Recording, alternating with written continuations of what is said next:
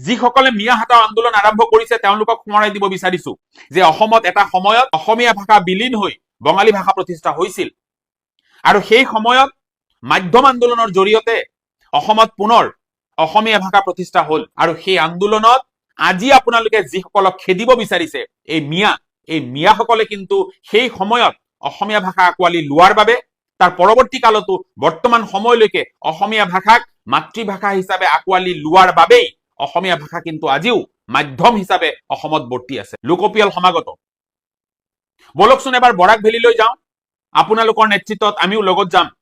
বৰাক ভেলীত গৈ আমি এটা আহ্বান জনাও যে এইবাৰ লোকপিয়লত আপোনালোকে অসমীয়া ভাষাক মাতৃভাষা হিচাপে লিপিবদ্ধ কৰক। আছে জানো আপোনালোকৰ সৎ সাহস? পাৰিব যাব আপোনালোক?